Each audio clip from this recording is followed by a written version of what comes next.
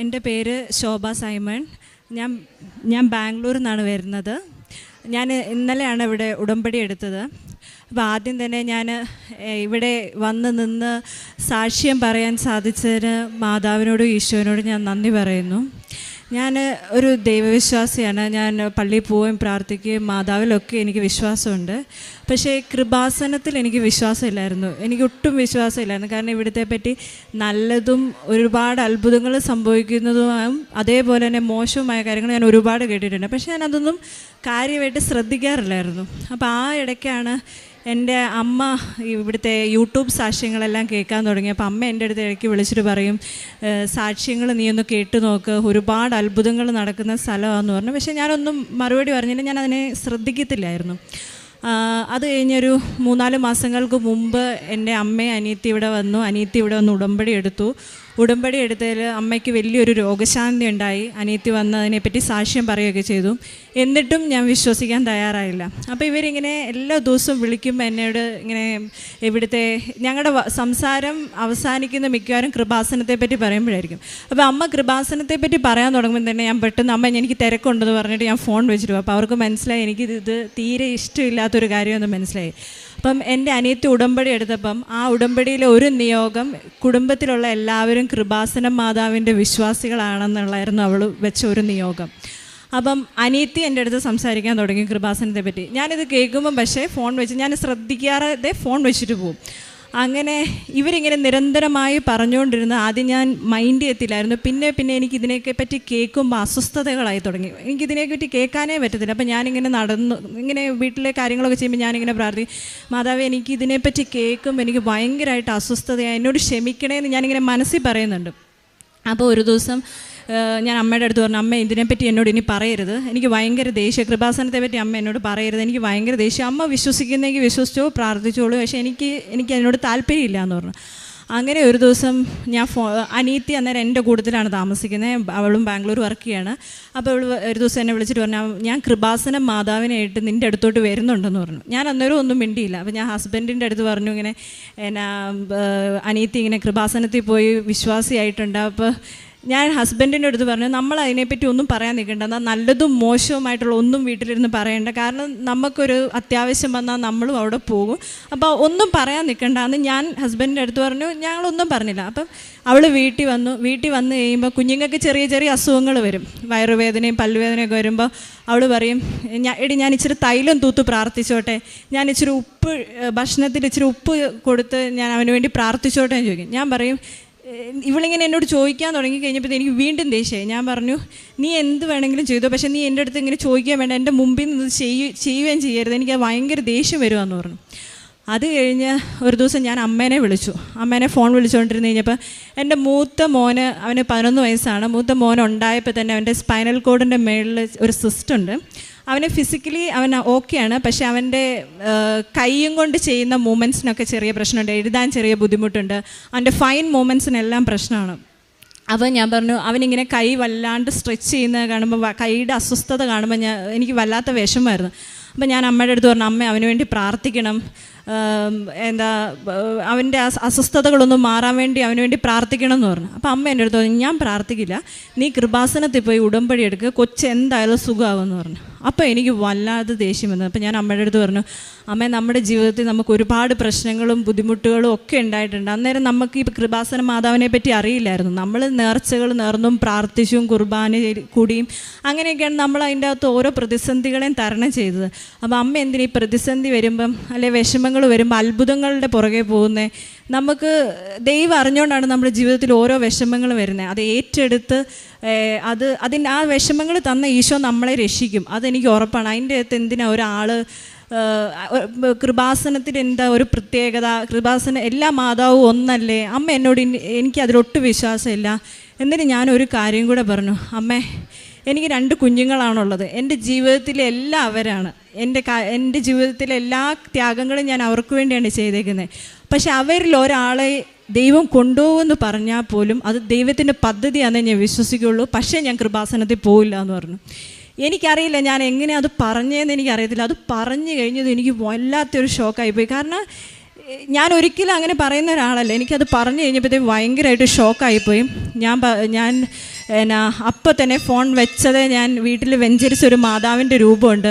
മാതാവിൻ്റെ രൂപത്തിൻ്റെ മുന്നേ പോയി മുട്ടുകുത്തി ഞാൻ പറഞ്ഞു, മാതാവേ, എനിക്ക് മാതാവിൽ വിശ്വാസം ഇല്ലാഞ്ഞിട്ടൊന്നുമല്ല, പക്ഷേ എനിക്ക് ഇങ്ങനെ പറഞ്ഞു കഴിഞ്ഞപ്പോൾ എനിക്ക് ഭയങ്കരമായിട്ട് ദേഷ്യം വന്നു. ഞാൻ അറിയാതെ പറഞ്ഞു പോയതാ, മാതാവേ ക്ഷമിക്കണേ, എൻ്റെ കുഞ്ഞുങ്ങൾക്ക് ഒരു ആപത്തും വരുത്തിയേക്കരുതേന്ന് പറഞ്ഞു. ഞാൻ ഹസ്ബൻഡിനെ വിളിച്ചു പറഞ്ഞു. ഹസ്ബൻഡ് പറഞ്ഞു, ആദ്യം എന്നെ വഴക്ക് പറഞ്ഞു. അത് കഴിഞ്ഞിട്ട് പറഞ്ഞു, പേടിക്കണ്ട, മാപ്പ് പറഞ്ഞാൽ മതി, ദൈവത്തോട് കുഴപ്പമൊന്നും വരത്തില്ല, പേടിക്കണ്ടെന്ന് പറഞ്ഞു. അപ്പം എനിക്ക് കൂടുതലായിട്ട് പക്ഷേ ഇവിടുത്തെ ഉടമ്പടി എന്താണോ, ഉടമ്പടി വസ്തുക്കൾ എന്താണോ, കൃപാസനത്തിൽ അത്ഭുതങ്ങളുണ്ടെന്നല്ലാതെ എനിക്ക് വേറൊന്നും ഒരു കാര്യങ്ങളും എനിക്ക് അറിയത്തില്ലായിരുന്നു. അപ്പം ഒരു ദിവസം ഞാൻ അനിയത്തിയുടെ അടുത്ത് ചോദിച്ചു, എന്താണ് ഈ ഉടമ്പടി? അപ്പോൾ അനിയത്തി പറഞ്ഞു, അവൾ ആദ്യം എൻ്റെ അടുത്ത് പറഞ്ഞു, നമുക്ക് 6 നിയോഗങ്ങൾ സമർപ്പിക്കാമെന്ന് പറഞ്ഞു. അപ്പോൾ ഇത് പറയുന്നതിന് മുമ്പാണ് ഞാൻ ഈ ഉടമ്പടി എന്താണെന്നൊക്കെ ചോദിച്ചത്. അപ്പോൾ 6 നിയോഗങ്ങൾ സമർപ്പിക്കാമെന്ന് പറഞ്ഞു. അപ്പോൾ ഞാൻ ചോദിച്ചു, 7ാമതൊന്നുകൂടെ പറഞ്ഞു കഴിഞ്ഞാൽ എന്താ മാതാവ് കേൾക്കത്തില്ലേ? അത് കഴിഞ്ഞപ്പോൾ എൻ്റെ അടുത്ത് പറഞ്ഞു, 6 നിയോഗങ്ങളെ പറ്റി പറഞ്ഞിട്ട് പറഞ്ഞു, ഉടമ്പടീനെ ഇങ്ങനെ ഇന്ന കാര്യങ്ങളൊക്കെ ചെയ്യണം. അതൊന്നും ഞാൻ ശ്രദ്ധിച്ചില്ല. അത് കഴിഞ്ഞ് പറഞ്ഞു, വീട്ടിൽ ഒരാൾക്ക് ഉടമ്പടി എടുക്കാൻ പറ്റുള്ളൂ എന്ന് പറഞ്ഞു. അപ്പം ഞാൻ ചോദിച്ചു, 2 പേര് പ്രാർത്ഥിച്ച് കഴിഞ്ഞാൽ എന്നെ മാതാവ് കേൾക്കത്തില്ലേ? മാതാവിനോട് പ്രാർത്ഥിക്കാൻ നമുക്ക് തൈലത്തിൻ്റെ, ഉപ്പിൻ്റെ, കാശുരൂപത്തിൻ്റെ ഒക്കെ എന്നെ ആവശ്യം? നമ്മൾ കൊന്ത ചെല്ലിയ മാതാവ് പ്രാർത്ഥന കേൾക്കില്ലേ? എനിക്ക് വിശ്വാസമുണ്ട്, പക്ഷേ ഇതെല്ലാം ഉപയോഗിച്ച് പ്രാർത്ഥിക്കുന്നതിൻ്റെ കാര്യങ്ങളൊന്നും എനിക്കറിയത്തില്ലായിരുന്നു. അങ്ങനെ ഞാൻ ആകെ അസ്വസ്ഥത പ്രകടിപ്പിച്ചു തുടങ്ങി. അതിന് ശേഷമാണ് ഞാനിത് പറഞ്ഞത്. ഇത് പറഞ്ഞു, ഞാൻ ഇടയ്ക്കിടയ്ക്ക് ഇതിങ്ങനെ, ഞാൻ എന്തിനാ ഇങ്ങനെ പറഞ്ഞതെന്നോർത്ത് ഞാൻ വിഷമിക്കാറുണ്ട്. അങ്ങനെ ഞങ്ങൾ ഹാപ്പി ആയിട്ട് പോവാം. ഏകദേശം ഒരു മാസം കഴിഞ്ഞു. ഞങ്ങൾ പിള്ളേർക്ക് വെക്കേഷൻ തുടങ്ങി. ഞങ്ങൾ നാട്ടിലൊക്കെ പോയി ഹാപ്പി ആയിട്ട് തിരിച്ചു വന്നു. ഇവർ സാധാരണ ഫുൾ ടൈം കളിക്കുന്ന കുട്ടികളാണ്.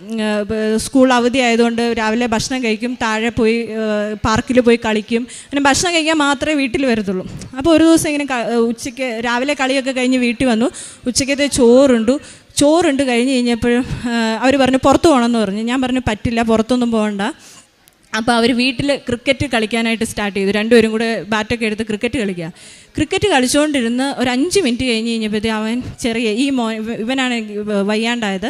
ഇവൻ എൻ്റെ അടുത്ത് വന്നിട്ട് പറഞ്ഞു, അമ്മ, എനിക്ക് തലവേദന എടുക്കുന്നു, എനിക്ക് തല കറങ്ങുന്നുണ്ടെന്ന് പറഞ്ഞു.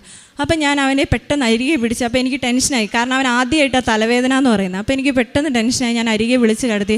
അത് കഴിഞ്ഞ് 1 മിനിറ്റ് കഴിയുന്നതിന് മുമ്പ് ഞാൻ പറഞ്ഞു, നീ പതുക്കെ ഒന്ന് എഴുന്നേറ്റ് നോക്കിയെന്ന് പറഞ്ഞു. അപ്പോൾ അവൻ പറഞ്ഞു, എനിക്ക് എഴുന്നേക്കാൻ പറ്റുന്നില്ല, എനിക്ക് തല കറങ്ങുകയെന്ന് പറഞ്ഞു. അപ്പോൾ ഞാൻ ബെഡ്റൂമിൽ നിന്ന് മാറ്റി സോഫയിൽ കൊണ്ടുപോയി കിടത്തിയിട്ട് ഞാൻ പറഞ്ഞു, ഇവനിങ്ങനെ ഓരോ മിനിറ്റ് കഴിയുന്തോറും തലവേദന കൂടിക്കൊണ്ടിരിക്കുക. ഞാൻ ഹസ്ബൻഡിനെ വിളിച്ച് പറഞ്ഞു, ഇങ്ങനെ മോന് വയ്യ, കൂടുവാണെങ്കിൽ ഞാൻ ഹോസ്പിറ്റലിൽ കൊണ്ടുപോകും, പെട്ടെന്ന് വരാൻ പറഞ്ഞു. അത് കഴിഞ്ഞ് ഞാൻ സോഫയിൽ ഇരുത്തി ഞാൻ അവൻ്റെ അടുത്ത് പറഞ്ഞു. അപ്പോൾ അവിടത്തേക്ക് അവൻ കരയാൻ തുടങ്ങി. കരഞ്ഞ് കഴിഞ്ഞപ്പോഴത്തേക്ക് ഞാൻ പറഞ്ഞു, ഞാൻ മരുന്ന് പാരസിറ്റാമോൾ എടുത്തിട്ട് വരാം, നീ ഇവിടെ ഇരിക്കുന്നു പറഞ്ഞു. ഞാൻ പാരസിറ്റാമോൾ എടുത്ത് വന്നപ്പം ഇവൻ ഈ തലവേദന പറഞ്ഞിട്ട് 5 മിനിറ്റ് ആയില്ല. തിരിച്ചു വന്നപ്പോഴത്തേക്കും ഇവൻ്റെ മുഖം എല്ലാം കൂടെ മാറി, കണ്ണെല്ലാം കൂടെ ചുമന്ന്, കണ്ണെല്ലാം കൂടെ പുറത്തോട്ട് വന്ന് മുഖം വല്ലാത്തൊരവസ്ഥയായിപ്പോയി. അന്നേരം ഇവന് ഞാൻ പെട്ടെന്ന് മരുന്ന് കൊടുത്ത് ഇവൻ ചെറുതായിട്ടൊന്ന് ഛർദ്ദിച്ച് കഴിഞ്ഞ് കഴിഞ്ഞപ്പോഴത്തേക്ക് ഇവൻ കുഴയാൻ തുടങ്ങി. ഞാൻ പെട്ടെന്ന് ഡ്രസ്സ് പോലും മാറാതെ മൂത്തയാളെയും കൂട്ടി ഡോർ ലോക്ക് ചെയ്ത് ഞാൻ ഇവനെ തോളിലിട്ടേക്കുക. താഴെ വണ്ടിയുടെ അടുത്ത് എത്തിക്കഴിഞ്ഞ് കഴിഞ്ഞപ്പോഴത്തേക്കും ഇവൻ കുഴഞ്ഞ് എൻ്റെ കയ്യിലോട്ട് വീണ് നോക്കുമ്പോൾ ആൾ അൺകോൺഷ്യസായി. അപ്പോഴത്തേക്ക് എനിക്ക് മനസ്സിലായി എനിക്ക് തനിയെ കൊണ്ടുപോകാൻ പറ്റുമെന്ന്. ഞാൻ പെട്ടെന്ന് ഞങ്ങളുടെ അടുത്ത് ഒരു ഫ്രണ്ടിനെ വിളിച്ചു. ഞങ്ങൾ അവനെ ഹോസ്പിറ്റലിൽ എത്തിച്ചു. ഹോസ്പിറ്റലിലെത്തിയ വഴി മുഴുവനും ഇവൻ്റെ കണ്ണിങ്ങനെ മിഴിഞ്ഞിരിക്കുക, പുറത്തോട്ടിരിക്കുകയാണ്. ഇവൻ മിണ്ടുന്നില്ല, അവൻ പല്ലും കടിച്ചു പിടിച്ചിട്ടുണ്ട്. ഇവന് ശരിക്കും ഫിറ്റ്സ് വന്നായിരുന്നു.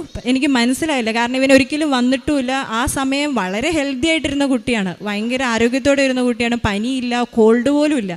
അപ്പം ഫിറ്റ്സ് എന്നുള്ളൊരു കാര്യം ഞാൻ എക്സ്പെക്റ്റ് ചെയ്യുന്നേയില്ല. ഞങ്ങൾ ആകെ ടെൻഷനായി പെട്ടെന്ന് ഹോസ്പിറ്റലിൽ എത്തിക്കഴിഞ്ഞ് ഞങ്ങൾ എമർജൻസി കയറ്റി കഴിഞ്ഞപ്പോഴത്തേക്കും ആൾ ബോധം വന്നിട്ട് എൻ്റെ അടുത്ത് കണ്ണ് തുറന്നിട്ട് എൻ്റെ അടുത്ത് ചോദിച്ചു, അമ്മേ, ഞാൻ മരിച്ചു പോയിട്ടൊന്നുമില്ല, അമ്മ എന്തിനാ ഇങ്ങനെ കരയുന്നേ? അമ്മയും പാപ്പിയും കരയുന്നേ, പാപ്പിന്നാണ് മൂത്തയാളെ വിളിക്കുന്നത്, പാപ്പിയും കരയുന്ന കണ്ടിട്ട് എനിക്ക് സങ്കടം, അമ്മ ടെൻഷൻ അടിക്കണ്ടെന്ന്. ഇതെല്ലാം നാക്കു കുഴഞ്ഞാണ് പറയുന്നത്, ക്ലീൻ ആയിട്ടല്ല പറയുന്നത്. ഇത് പറഞ്ഞുകൊണ്ടിരിക്കുകയും അവൻ അടുത്ത ഫിറ്റ്സ് വന്നു. അപ്പോഴത്തേക്ക് ഡോക്ടർ പറഞ്ഞു, ഇത് ഫിറ്റ്സാണ്, ഞങ്ങൾ ഇതിൻ്റെ മെഡിക്കേഷൻ സ്റ്റാർട്ട് ചെയ്യാൻ പോവാണ്, നമുക്ക് അതിൻ്റെ റീസൺസ് ഒക്കെ നമുക്ക് CT ഒക്കെ എടുക്കണം, എന്നിട്ടേ പറയാൻ പറ്റത്തുള്ളൂ. അപ്പോൾ എന്തായാലും മെഡിസിൻ സ്റ്റാർട്ട് ചെയ്യാൻ പോകാമെന്ന് പറഞ്ഞു. അവനെ അഡ്മിറ്റ് ചെയ്തു. ഇപ്പോൾ ഡോക്ടർ ഇത് സംഭവിക്കുന്നത് വൈകുന്നേരം ഞങ്ങൾ ഹോസ്പിറ്റലിൽ എത്തിയപ്പോൾ ഒരു 4:30 മണിയായി സമയം. അപ്പോൾ ഡോക്ടർ പറഞ്ഞു, ഫിറ്റ്സ് വന്നാലേ കൊച്ചു ഉറങ്ങും, അവന് ക്ഷീണം ഉണ്ടാവും, ഒരു 2 മണിക്കൂർ കഴിയുമ്പോൾ അവൻ എഴുന്നേക്കും, അത് കഴിഞ്ഞിട്ട് നമുക്ക് ബാക്കി കാര്യങ്ങൾ ചെയ്യാമെന്ന് പറഞ്ഞു. ഇവനെ റൂമിലോട്ട് ഷിഫ്റ്റ് ചെയ്തു. ഇവൻ 5 മണിയായി, 6, 7 മണിയായി, 8 മണിയായിട്ട് എഴുന്നേൽക്കുന്നില്ല, 9 മണിയായിട്ട് ഇവൻ എഴുന്നേൽക്കുന്നില്ല. അപ്പോഴത്തേക്കും ഡോക്ടേഴ്സിന് എന്തോ പ്രശ്നം തോന്നി. അവർ പറഞ്ഞു ഞങ്ങൾ ഇവനെ ICUലോട്ട് ഷിഫ്റ്റ് ചെയ്യാൻ പോവാണ്, അവന് ഒരു ഇമ്മീഡിയറ്റ് കെയർ അവിടെ നിന്ന് കിട്ടും, റൂമിലാണെങ്കിൽ നമുക്ക് അത്രയും കെയർ ചെയ്യാൻ പറ്റില്ല എന്ന് പറഞ്ഞു. പക്ഷേ ഇവൻ്റെ വൈറ്റൽസ് എല്ലാം നോർമലായിരുന്നു, BP അങ്ങനത്തെ കാര്യങ്ങളെല്ലാം നോർമലായിരുന്നു. അപ്പോൾ ഇവനെ ICUയിൽ കൊണ്ടുപോയി. ICUയിൽ കൊണ്ടുപോയി കഴിഞ്ഞപ്പം ഞങ്ങൾ ശനിയാഴ്ചയാണ് അഡ്മിറ്റ് ആകുന്നത്, ശനിയാഴ്ച വൈകിട്ട്. തിങ്കളാഴ്ച CT എടുക്കാൻ പറ്റുള്ളൂ എന്ന് ഡോക്ടേഴ്സ് പറഞ്ഞു. കാരണം നാളെ സൺഡേ ആണ്, നാളെ പറ്റില്ല എന്നൊക്കെ പറഞ്ഞ് അവൻ എഴുന്നേക്കാതെ ഇങ്ങനെ കിടക്കുന്നതുകൊണ്ട് അന്ന് രാത്രി തന്നെ CT എടുത്തു. ശരിക്കും കൊച്ചു കോമയിലായിപ്പോയതായിരുന്നു. അവർക്കും ഡോക്ടേഴ്സിന് മനസ്സിലായില്ല എന്താ സംഭവം എന്ന് മനസ്സിലായില്ല. അവർ CT എടുത്തു. CT എടുത്തപ്പോൾ നോർമലാണ്. ബാക്കി ബ്ലഡ് ടെസ്റ്റുകളുടെ റിസൾട്ട് വരുന്ന എല്ലാം ക്ലീനാണ്. അപ്പം ഇവർക്ക് എന്താണെന്നത് കണ്ടുപിടിക്കാൻ പറ്റുന്നില്ല. അപ്പോൾ അവർ പറഞ്ഞു സമയം വേണം, എന്ത് സംഭവിക്കാം, എന്താണേലും ഒരു 48 hours കഴിഞ്ഞിട്ട് എന്താണെന്ന് നമുക്ക് പറയാൻ പറ്റത്തുള്ളൂ. ചിലപ്പം അവന് എന്താണെന്ന് പറഞ്ഞത് ഇതിൻ്റെ അകത്തുനിന്ന് കണ്ടീഷൻ മോശമാവും, ചിലപ്പോൾ അവൻ ബെറ്റർ ആയി വരുമെന്ന് പറഞ്ഞു. അങ്ങനെ ശനിയാഴ്ച ഇവൻ ICUയിൽ. അപ്പം ശനിയാഴ്ച തന്നെ എൻ്റെ വീട്ടിൽ നിന്നും ഹസ്ബൻഡിൻ്റെ വീട്ടിൽ നിന്നും എല്ലാവരും രാത്രി 2 മണിയൊക്കെ ആയപ്പോഴത്തേക്ക് എത്തി. അപ്പം വന്നതേ അനീത്തി എൻ്റെ അടുത്ത് ഉടമ്പടി പ്രാർത്ഥന പുസ്തകവും ഉടമ്പടിയുടെ തൈലമല്ല കാശുരൂപവും പുസ്തകവും പത്രവും തന്നിട്ട് പറഞ്ഞു നീ ഇത് കൊച്ചിൻ്റെ അടുത്ത് കൊണ്ടുപോയി വെക്കുക. അപ്പം ഞാൻ പറഞ്ഞു എടി എനിക്ക് ഇത്ര വിശ്വാസം ഇല്ലാത്തതല്ലേ, അപ്പം നീ ഒരു കാര്യം ചെയ്യും, നീ അല്ല ഉടമ്പടി എടുത്ത് നീ പോയി ചെയ്യാൻ പറഞ്ഞു. അപ്പം അവർ പെർമിഷൻ ചോദിച്ചിട്ട് എനിക്കോ ഹസ്ബൻഡിനോ ICUയിൽ ഇരിക്കാൻ പറ്റത്തുള്ളൂ. അവൾ പെർമിഷൻ ചോദിച്ച് ഉള്ളിൽ കയറി തൈലവും തൂത്തു, ബുക്കും കാശുരൂപവും കൊച്ചുറങ്ങുന്നതിൻ്റെ പത്രവും കൊച്ചുറങ്ങുന്നതിൻ്റെ പില്ലോട് അടി വെച്ചു. എന്നിട്ട് ഇവൾ എൻ്റെ അടുത്ത് പറഞ്ഞു ഇത് ഒരിക്കലും അത് നഷ്ടപ്പെടാതെ നോക്കിക്കോണം, ഇത് നഷ്ടപ്പെടുത്തരുതെന്ന് പറഞ്ഞു. അപ്പം എന്നിട്ടും ഞാൻ അങ്ങനെ അന്നേരം വിശ്വസിക്കാനോ പ്രാർത്ഥിക്കാനോ പറ്റുന്ന ഒരു അവസ്ഥയല്ലായിരുന്നു. അപ്പം ഞങ്ങൾ ഫുള്ളായും തകർന്നു പോയി, ഞാൻ ഹസ്ബൻഡും ഒക്കെ തകർന്നു പോയി. അങ്ങനെ ഞങ്ങൾ ഇരുന്നു. അവൾ തൈലം തൂത്ത് പ്രാർത്ഥിച്ചു, കൊച്ചിന് മാറ്റമൊന്നുമില്ല. അത് കഴിഞ്ഞിട്ട് ഞങ്ങൾ ഞായറാഴ്ച വെളുപ്പിനായി, കൊച്ചിങ്ങനെ തന്നെ കോമ്പയിൽ തന്നെ കിടക്കുകയാണ്. അത് കഴിഞ്ഞ് ഞായറാഴ്ച ഒരു 10 മണിയായപ്പോഴത്തേക്ക് ഇവന് പനി സ്റ്റാർട്ട് ചെയ്തു. അപ്പോൾ ഇവൻ്റെ കണ്ടീഷൻ മോശമായിക്കൊണ്ടിരിക്കുക. പനി തുടങ്ങി അവർ മരുന്ന് കൊടുത്തപ്പോഴത്തേക്ക് ഇവന് വീണ്ടും ഫിറ്റ്സ് വന്നു, വീണ്ടും ഫിറ്റ്സും ഛർദി എല്ലാം കൂടെ വന്നു. അപ്പോൾ ഡോക്ടേഴ്സിനും ടെൻസ്ഡായി. അവർ പറഞ്ഞു ഇനി 48 hours കഴിഞ്ഞിട്ടേ നമുക്ക് കൊച്ചിനെ പറ്റി എന്തെങ്കിലും പറയാൻ പറ്റത്തുള്ളൂ.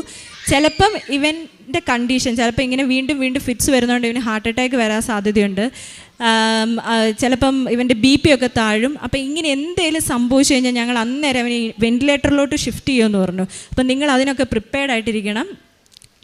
എന്താ ഹോപ്പ് ഫോർ ദി ബെസ്റ്റ് എന്ന് പറഞ്ഞു. നമുക്കൊന്നും പറയാൻ പറ്റില്ല, ചിലപ്പോൾ ഇവൻ ഇതിൻ്റെ അകത്തുനിന്ന് റിക്കവറായി വരും, ചിലപ്പോൾ ഇവൻ്റെ സ്ഥിതി മോശമാകുമെന്ന് പറഞ്ഞു. അങ്ങനെ ഞായറാഴ്ച ഞാൻ കയറി നോക്കുമ്പോൾ ഇവൻ്റെ മേത്ത് കൂടെ ഫുള്ളി ട്യൂബുകളാണ്, വയറുകളും ട്യൂബുകളും, മൂക്കിൽ ട്യൂബ് ഇട്ടിരിക്കുന്നു, മേത്ത് ഫുള്ള് ഓരോരോ ഇത്. എനിക്കിവനെ കാണാൻ പറ്റുന്നില്ല, എനിക്ക് അവിടെ റൂമിൽ ICUയിൽ നിൽക്കാൻ എനിക്ക് പറ്റുന്നില്ല. അപ്പം ഞാൻ ICUയിൽ കയറുമ്പോഴത്തേക്ക് എനിക്ക് ശ്വാസം എടുക്കാൻ പോലും പറ്റാത്തൊരു ഭയങ്കര വിഷമം. ഞാൻ ഹസ്ബൻഡിൻ്റെ അടുത്ത് പറഞ്ഞു എനിക്ക് ഇരിക്കാൻ പറ്റുന്നില്ല, ചേട്ടൻ ഇരിക്കണം, എനിക്ക് പറ്റുന്നില്ല ഇരിക്കാനോ. ഞാൻ ഇടയ്ക്ക് പോവും, എനിക്ക് ശ്വാസം മുട്ടും, ഞാൻ തിരിച്ചിറങ്ങി വരും, പുറത്തിരുന്ന് കരയും. അങ്ങനെ ഞങ്ങൾ വൈകിട്ടായി കഴിഞ്ഞപ്പോഴത്തേക്ക് ഹസ്ബൻഡ് പറഞ്ഞു എനിക്ക് തീരെ തലവേദന, എനിക്ക് തീരെ വയ്യ, അപ്പോൾ ഒരു കാര്യം ചെയ്യും കുറച്ച് സമയം കൊച്ചിൻ്റെ അടുത്തിരിക്കുക, ഞാനൊന്ന് പുറത്ത് വെയിറ്റ് ചെയ്യാമെന്ന് പറഞ്ഞു. അപ്പം ഞാൻ അവിടെ കൊച്ചിൻ്റെ അടുത്ത് ഇരുന്ന് കഴിഞ്ഞപ്പം എൻ്റെ അടുത്ത് അനീത്തി പറഞ്ഞ് എനിക്ക് ഓർമ്മയുണ്ട്, കാശുരൂപവും പ്രാർത്ഥന പുസ്തകവും കളഞ്ഞേക്കരുതെന്ന് പറഞ്ഞ് എനിക്ക് ഓർമ്മയുണ്ട്. അപ്പം ഞാനിത് എന്തെന്ന് നോക്കാൻ വേണ്ടി ഞാൻ ചെന്നു കഴിഞ്ഞപ്പോൾ ഇതിൻ്റെ പില്ലോയുടെ അടിയിൽ ഇതിരിപ്പുണ്ട്. ഞാൻ വെറുതെ വിശ്വാസമൊന്നുമില്ല, ഞാൻ വെറുതെ ആ കാശുരൂപം തൊട്ട് കൊച്ചിനെ ഒന്ന് മുത്തിച്ചു. അത് കഴിഞ്ഞിട്ട് എനിക്കിതുപോലെ ഭയങ്കരമായിട്ട് അസ്വസ്ഥത വരും. അപ്പം ഞാൻ കൊച്ചിൻ്റെ അരികെ ഒരു കസേര ഇട്ടിരുന്നിട്ട് ഈ പ്രാർത്ഥന പുസ്തകം എടുത്തു. ആദ്യം മുതൽ ഞാൻ വായിക്കാൻ തുടങ്ങി. എനിക്കൊന്നും മനസ്സിലാകുന്നില്ല, ഇതിൻ്റെ അകത്ത് എഴുതിയത് എന്താണെന്നും കാര്യങ്ങളൊന്നും എനിക്ക് മനസ്സിലാകുന്നില്ല. പക്ഷേ ഞാൻ ചുമ്മാതിരുന്ന് വായിച്ചു. അത് കഴിഞ്ഞ് പ്രതിഷ്ഠീകരണ പ്രാർത്ഥന ഉണ്ടായിരുന്നു, അതെനിക്ക് ഒട്ടും മനസ്സിലാകുന്നില്ല, അതും പ്രാർത്ഥിച്ചു. അതിൻ്റെ അകത്ത് നിയോഗം സമർപ്പിച്ചു. അത് കഴിഞ്ഞ് ഞാൻ വീണ്ടും കൊച്ചിന് മാറ്റമൊന്നുമില്ല, കൊച്ചു അങ്ങനെ തന്നെ കിടക്കുക. അങ്ങനെ വീണ്ടും ഞാൻ പുറത്തു വന്നു. വീണ്ടും ഞാൻ കുറച്ച് സമയം കഴിഞ്ഞപ്പോൾ അകത്ത് വന്നപ്പോൾ പത്രം അവിടെ ഇരിപ്പുണ്ട്. അപ്പോൾ സാക്ഷ്യങ്ങൾ എഴുതിയ പത്രം ഞാൻ ചുമ്മാതെ എങ്ങനെയോ അത് കയ്യിലെടുത്ത് ഞാനത് വായിക്കാൻ തുടങ്ങി. അത് വായിച്ചു, അതവിടെ വെച്ച് കഴിഞ്ഞപ്പോൾ അത് വെച്ച് ഞാൻ ഇറങ്ങിപ്പോന്നു.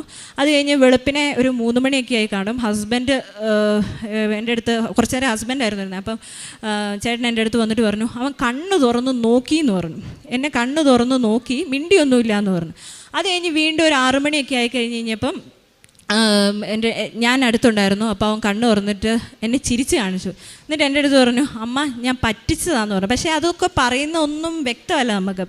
എന്നാ എല്ലാം നാക്കു കുഴഞ്ഞ് ഓരോരോ വാക്കുകളായിട്ടാണ് അവൻ പറയുന്നത്. അവന് വ്യക്തമായിട്ട് പറയാൻ പറ്റുന്നില്ല.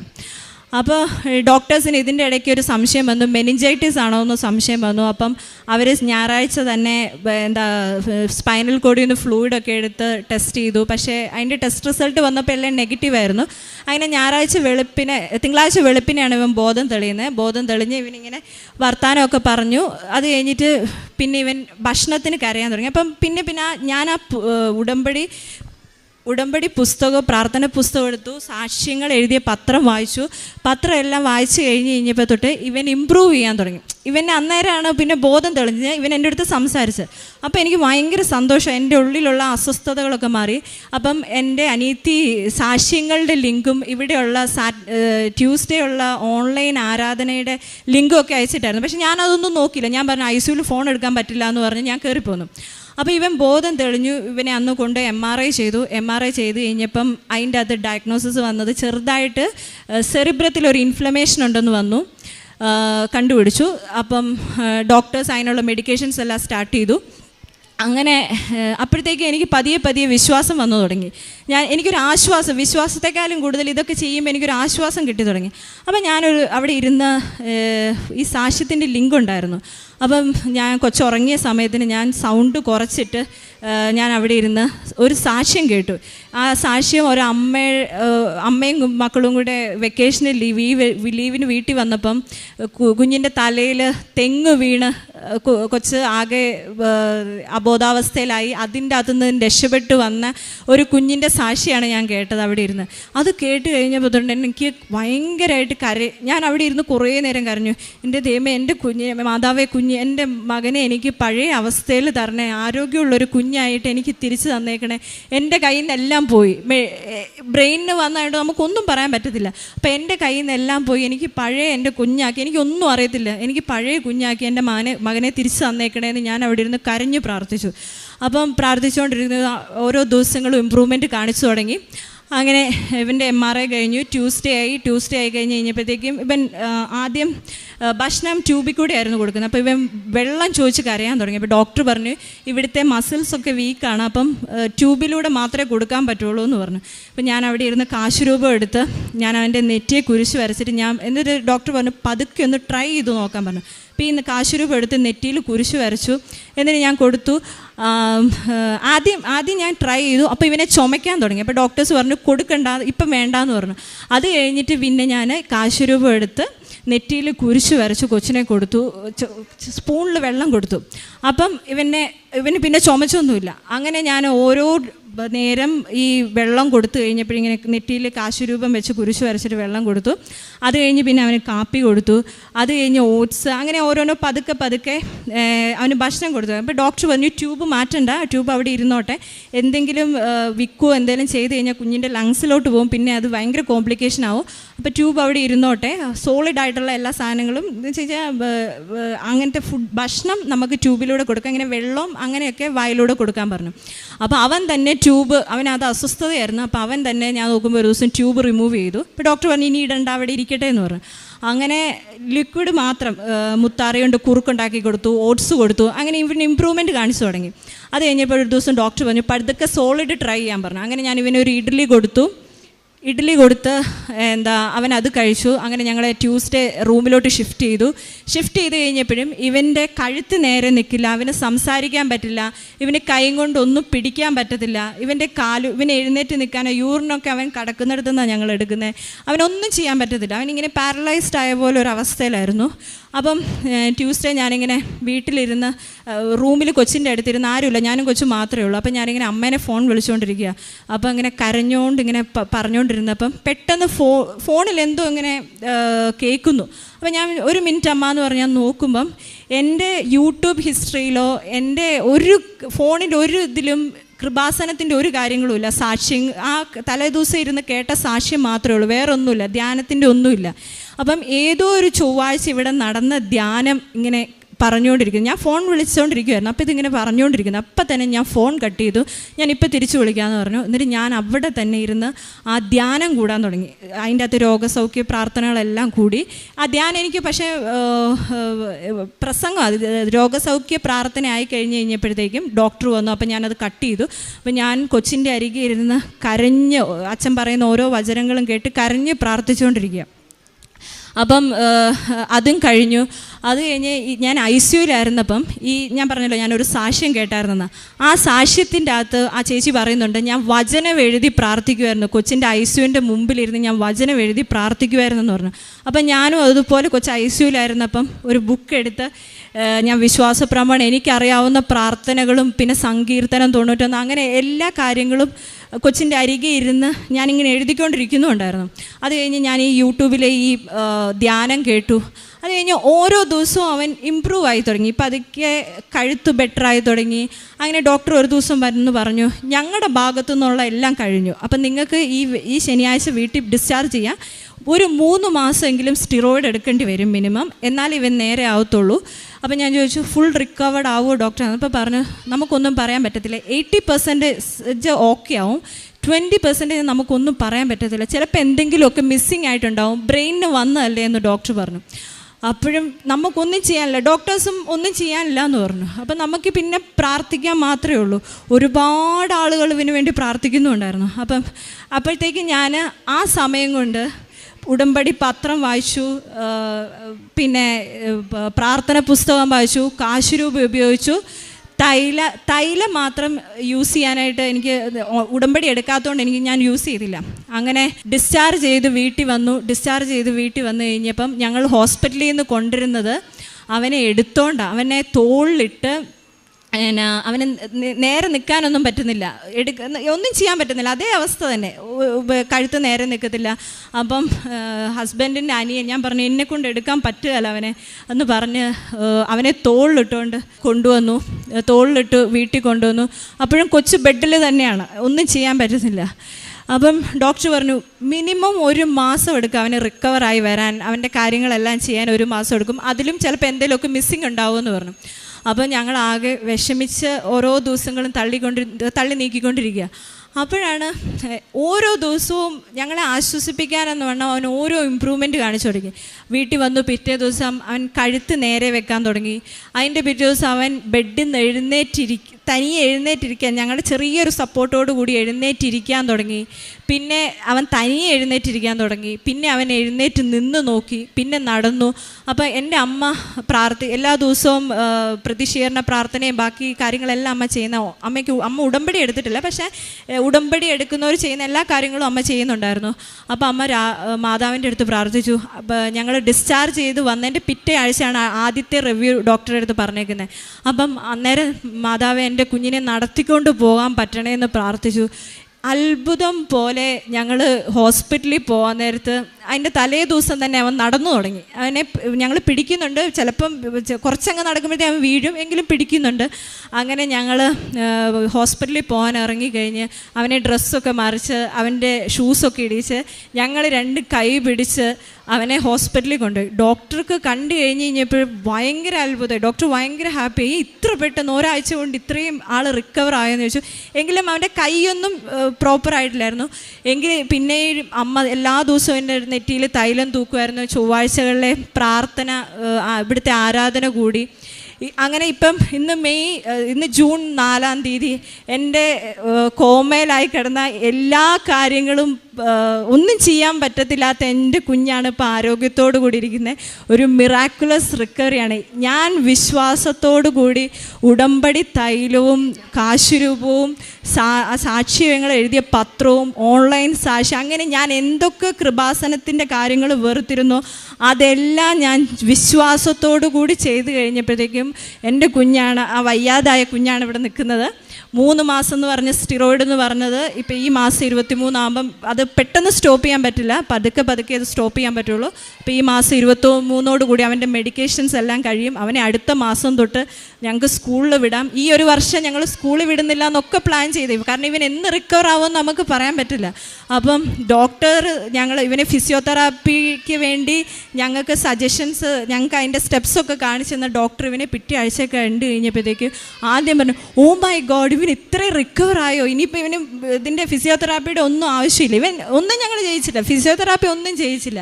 ഇവൻ ഞാൻ എന്തൊക്കെ എനിക്ക് അവിശ്വാസം ഉണ്ടായിരുന്നോ ആ പരിപൂർണ വിശ്വാസത്തിലോട്ട് വന്നത് എൻ്റെ കുഞ്ഞു സുഖമായി. ഇപ്പോൾ ഒരു മാസം ആയതേ ഉള്ളൂ.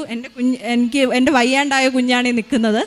അപ്പം ഞാൻ അന്ന് ശനിയാഴ്ച അഡ്മിറ്റ് ചെയ്തപ്പം ഞാൻ മാതാവിനോട് നേർന്നായിരുന്നു, ഞാനിവിടെ കൃപാസനത്തിൽ വന്ന് ഞാൻ ഇങ്ങനെയൊക്കെ പറഞ്ഞായിരുന്നു, എനിക്ക് ഇത്രയും വിശ്വാസം ഇല്ലായിരുന്നു എന്ന് പറഞ്ഞ് സാക്ഷ്യം പറഞ്ഞോളാം. ഞാനതെല്ലാം ആളുകളുടെ മുമ്പിൽ ഇവിടെ വന്ന് ഈ അൾത്താരയുടെ മുമ്പിൽ നിന്ന് പറഞ്ഞ് സാക്ഷ്യം പറഞ്ഞോളാമെന്ന് ഞാൻ മാതാവിനോട് നേർന്നായിരുന്നു.